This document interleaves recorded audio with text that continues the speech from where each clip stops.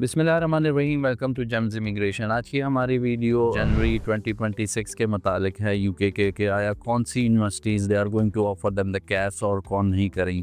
जैसा कि आपको बहुत सारे बच्चों जो इस इंसिडेंट का शिकार हुए हैं, जिनके साथ अभी लास्ट इनटेक में मिसहैप हुआ है, कि जिसमें जीसीयू है, हल है, हडर्सफील्ड है, संडरलैंड है, लंदन मेट्रोपॉलिटन यूनिवर्सिटी थी और सफॉल्क यूनिवर्सिटी के, जिन्होंने इनिशियली ऑफर्स इशू किए। कैश शील्ड भी आ गई, बच्चों ने फ़ीस भी जमा कराई।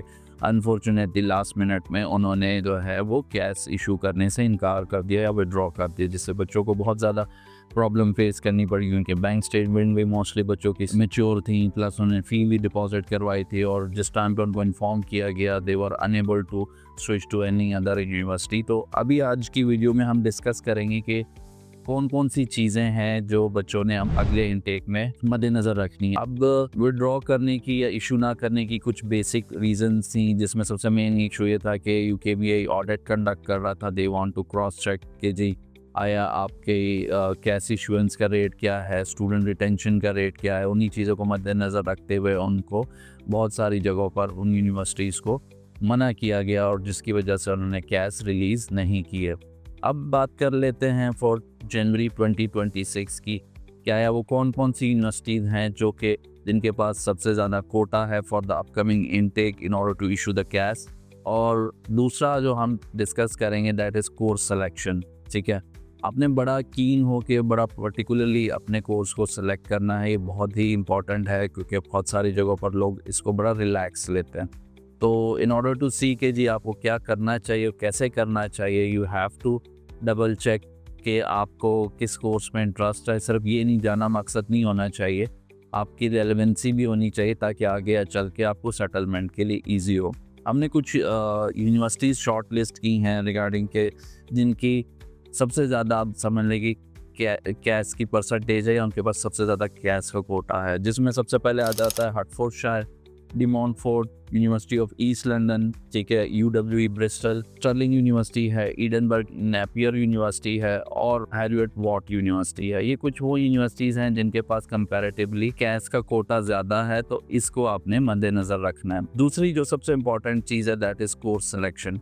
बहुत सारे बच्चे बिजनेस मैनेजमेंट को, इंटरनेशनल बिजनेस को अपना टूल रखते हैं कि जी वो पढ़ाई आसान है, इजीली पास हो जाएंगे, हमें ज़्यादा पढ़ना नहीं पड़ेगा, तो वो वे ऑप्ट करें। तो इस चीज़ से अपकमिंग इनटेक के लिए आपको बहुत मोहतात होना पड़ेगा। Stick to the your own field. ठीक है, लेट्स सपोज हम बात कर लेते हैं कि अगर आपने डीपीटी किया हुआ है, तो डीपीटी करने के लिए आपके पास जो रेलिवेंट कोर्सेज हैं जिसमें आप जा सकते हो, इसमें एमएससी स्पोर्ट्स मैनेजमेंट है, एमपीएच है, ठीक है, कंटेम्प्रेरी फिजिकल थेरेपी प्रैक्टिस है। ये जो है कुछ प्रोग्राम है तो जिसको आप ऑप्ट कर सकते हैं। अगर मिसाल आप इंजीनियरिंग फील्ड्स हैं तो कोशिश करें कि अपनी फील्ड में जाएं। अगर आपका ताल्लुक फिजिक्स पढ़ी हुई है और आपका प्योरली एक्सपीरियंस भी उसी से रिलेटेड है, तो आप वो चीज़ ऑप्ट करें। तो थोड़ा सा जो है रेलेवेंसी आपने रखनी, 80 to 90% आपकी रेलेवेंसी होनी चाहिए विद योर प्रीवियस डिग्री, ताकि आपकी कैश इशुएंस के चांसेस ज़्यादा हो। अदरवाइज लास्ट मोमेंट पे यूनिवर्सिटी भी विड्रॉ कर सकती, जैसा कि पिछले इनटेक में बच्चों के साथ हुआ है। दूसरा, आप कोशिश करें कि अगर आप साइंस सब्जेक्ट्स में किसी में भी हैं तो लैब रिलेटेड कोर्सेज को ऑप्ट करें, क्योंकि सिर्फ जाना मकसद नहीं। जैसा मैंने वीडियो के शुरू में कहा, आपने अपना प्रोफेशनल कैरियर जो है वहाँ पे सेटल डाउन भी होना है। तो आपने सारी उम्र और जॉब्स नहीं करनी है, आपने कोशिश करनी है कि आप अपनी फील्ड में अच्छी जगह पर अपने आप को अपने लिए पोजीशन सिक्योर करें। तो इसलिए इजी कोर्सेज की बजाय अपने रेलेवेंट फील्ड में रहे। आईटी में है तो बेस्ट है, आप जो है हेल्थ साइंसेज में है तो अपने फील्ड में रहें, बहुत अच्छा स्कोप है। तो आप इस तरीके से चीज़ों को ऑप्ट करें ताकि आपके चांसेस मैक्सिमम हो वहाँ सेटल डाउन होने के लिए, क्योंकि वक्त के साथ आबादी बढ़ेगी, स्टूडेंट के कंसंट्रेशन बढ़ेगी, तो कंपटीशन जो है वो भी बढ़ेगा।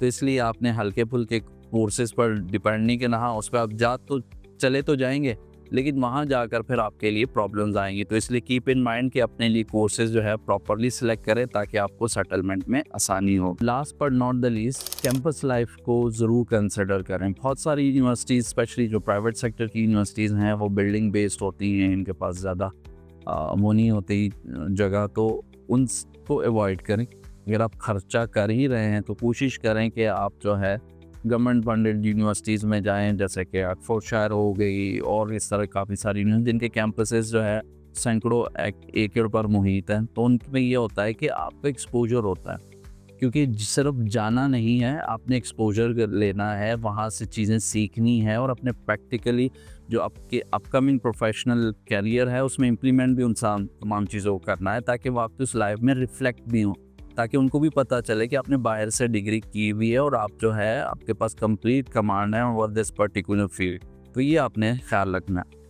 Last but not the least सबसे इम्पॉर्टेंट चीज़ जो कि अब आ जाती है और रह जाती है, जो कि मैक्सिमम लोगों के जो कि फैमिली और ये जिनके साथ फैमिली हैं कि वो मास्टर बाय रिसर्च में जाना चाहते हैं, तो प्लीज़ 2-3 चीज़ों को जहन में रखें कि अब वो चीज़ें आहिस्ता आहिस्ता ख़त्म होने को हैं कि विदाउट रिसर्च प्रपोज़ल अगर आप वाकई ही फैमिली के साथ जाने के लिए ख्वाहिशमंद हैं तो अपने रिसर्च प्रपोज़ल पे काम करें। उसको बहुत ही अच्छा वो होना चाहिए, उसमें चीज़ें बहुत ही कम्प्लीटली थॉरली एलाबोरेट होनी चाहिए, ताकि जो सुपरवाइज़र है वो चीज़ों को आपकी एप्लीकेशन को कंसिडर करे। दूसरा, कोशिश करें कि आइल्स पीटी वगैरह जो हाईली रिकग्नाइज टेस्ट है आप वो दें, ठीक है, ताकि आपके वीज़ा चांसेस मैक्सिमम हो। हमारे अल्हम्दुलिल्लाह सितंबर इनटेक में बच्चों के लगे हैं। द रीज़न मोर कि जिनकी बहुत ही आउटस्टैंडिंग प्रोफाइल थी, उन्होंने एम्बेसी ने और यूनिवर्सिटी ने उन्हीं को कंसिडर किया है। तो ये थी आज की वीडियो। आई होप आपको पसंद आई होगी। अगर आपको पसंद आई तो please do like, subscribe our channel. Thank you very much.